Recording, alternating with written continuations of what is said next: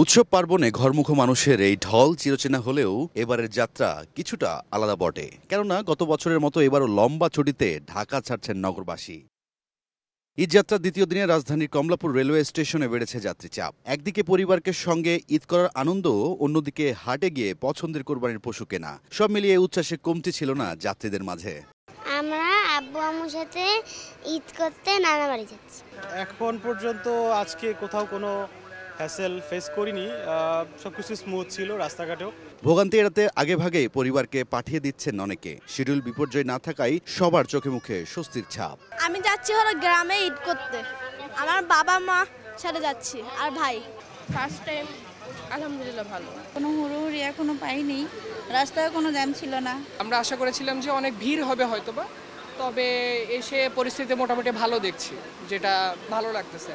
ছুটিতে নানা বাড়ি যাচ্ছি। যাত্রা এবারে মনে হচ্ছে যে সবার ভালোই হবে, আমাদেরও ভালোই হচ্ছে।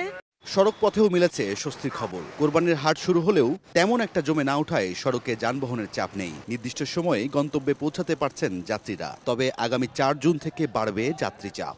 কোনো জায়গায় হাটে ওইরকম চাপ হয় নাই, গরু উঠে নেই এখন। ঈদের জন্য একটু যানজট বেশি, এই কারণে একটু লেট হচ্ছে আর কি। তাছাড়া ঠিক আছে টাইমটা। মোটামুটি আলহামদুলিল্লাহ, কিন্তু রাস্তায় আগের মতো জ্যাম না, রাস্তা ক্লিয়ার আছে, যাত্রী সময় মতো চলে যাচ্ছে। এবারের ঈদযাত্রায় সড়ক ও মহাসড়কে যানজট প্রবণ হিসেবে ১৪৯টি স্পট চিহ্নিত করেছে হাইওয়ে ও জেলা পুলিশ। তীব্র যানজটপূর্ণ সেই সড়ক এড়িয়ে বিকল্প পথ চালু রাখতে কাজ করছে মনিটরিং টিম ও মোবাইল কোর্ট। রায়দুল ইসলাম শুভ, সময় সংবাদ, ঢাকা।